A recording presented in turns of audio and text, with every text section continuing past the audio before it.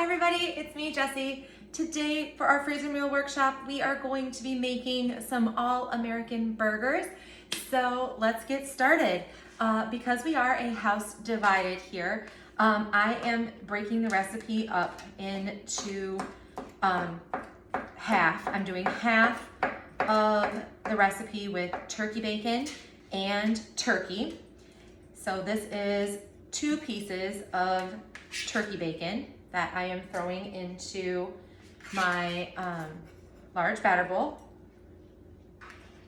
So I'm throwing it in there, and I'm just prepping it on the flexible cutting mats because it's really easy, and then I can swap it out for the pork here in a minute. And this is turkey meat that I am going to put in. Yes, I'm using a spoon because I don't want to get turkey all over my hands. And I am putting in 1 of the 2 eggs. The eggshell will go into my garbage bowl. And then I am putting in a tablespoon of the smoky barbecue rub, which is super tasty. And then because we like ours a little spicy, I'm also going to add in a tablespoon of chipotle. So good, guys, so good. All right, and then a half a cup of breadcrumbs. So you can use panko for this, or if you want to save some money and you have like all of the heels of your bread that you didn't eat or some buns that were gonna go bad, you can toast them up in your air fryer or in your oven, just on a baking stone or on a sheet pan. Let them cool, throw them in your blender, puree them, or grind them, I guess, and you have your own breadcrumbs, which you can freeze too. All right, that looks like a 1/4 cup. And now we mix. Oh no, I forgot one of the very most important things. You wanna open your bag before you stick your hand into the meat mixture. So please excuse me while I try to do this one-handed. Oh, I did it. Okay. Now, normally, I wonder if I can do this too.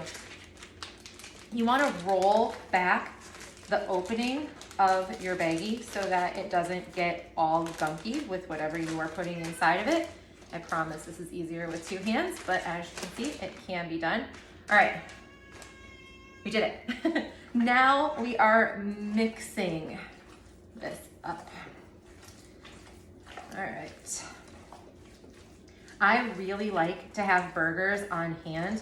It is such an easy, quick dinner, and you don't have to take them out the night before. I mean, you totally can, but I make this recipe with 4 burgers for me and 4 burgers for Mr. Teacher, and then I freeze them all flat and not touching, and then I can take out 1 burger at a time for each of us, like an hour and a half, 2 hours before I'm going to cook.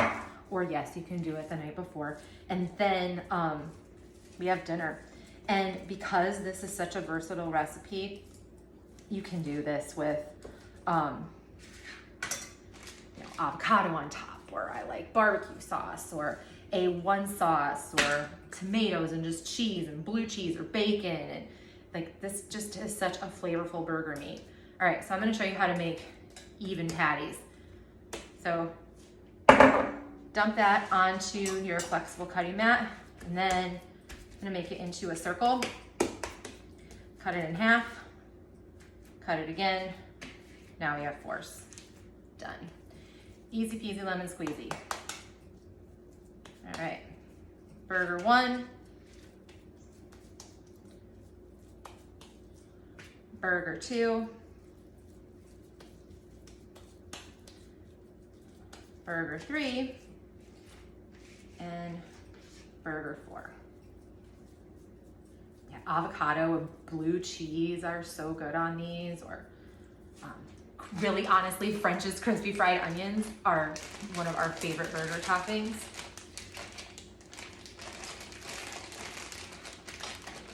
All right, now you just lay these in to your bag. This can go over to the dishwasher section. I'm gonna wash my hands and this prep bowl because we are going to make the beef patties.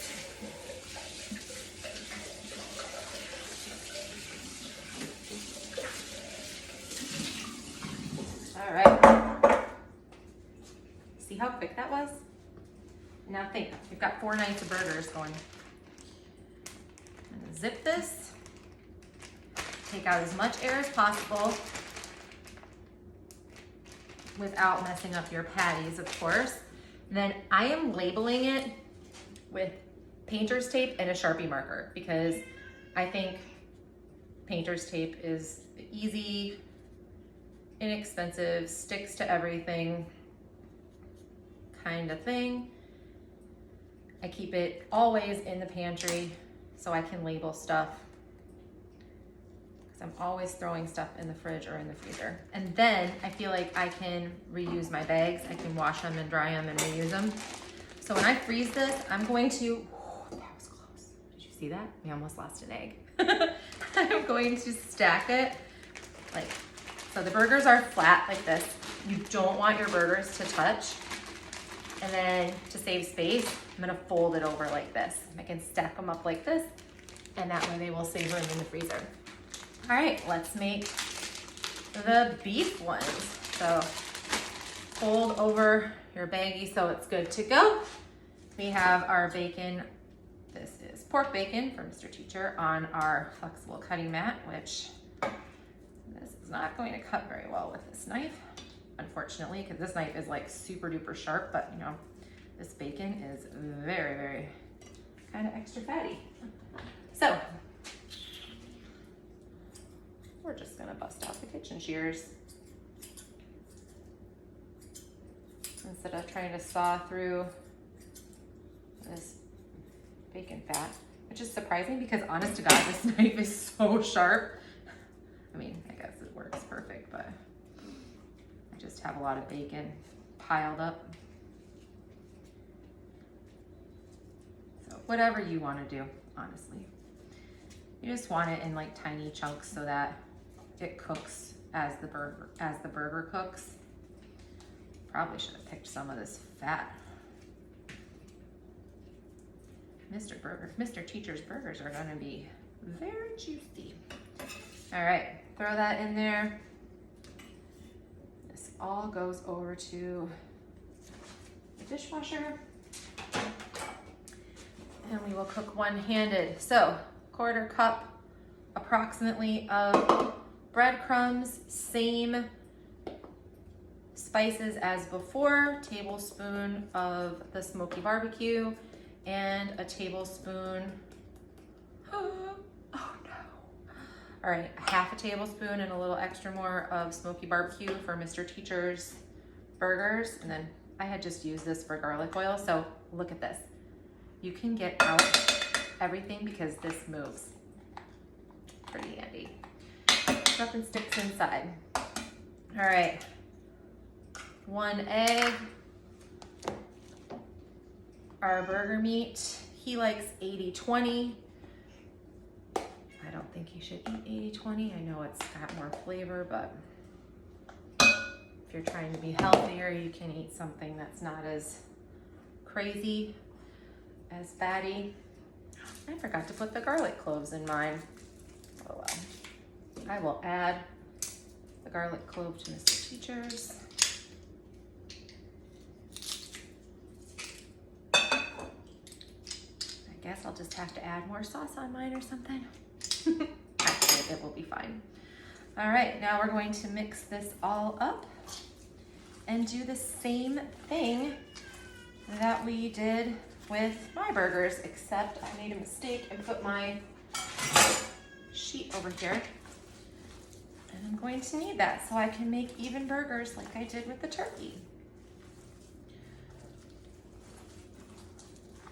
If you were doing all 8 burgers all the same time, I would still divide them up between 2 of the bags, or I would put a sheet of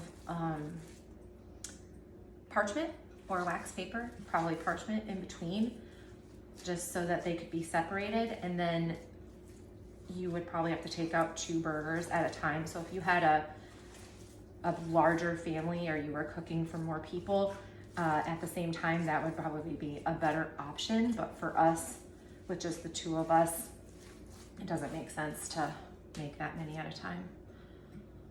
All right, same thing as before.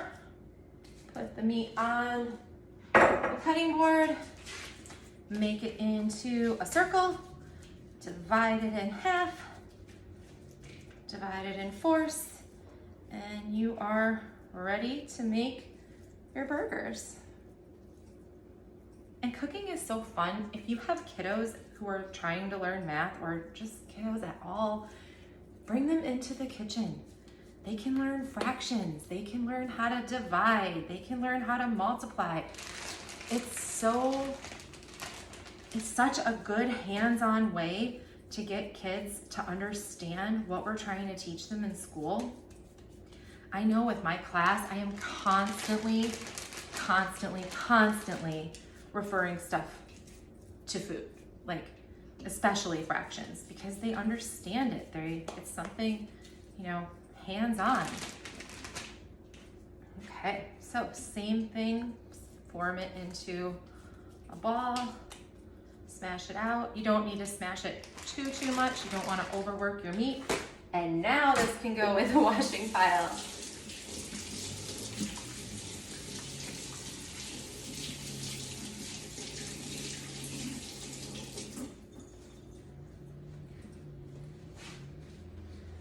All right, seal this bag up. And the same process again. I'm going to press out as much air as I can, make sure the meat is separated. Get out my handy dandy Sharpie and my painter's tape.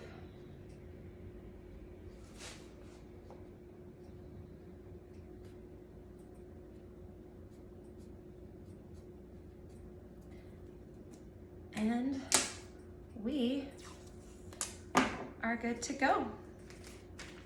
I hope you enjoy these burgers and it makes your life a little bit easier. Bye.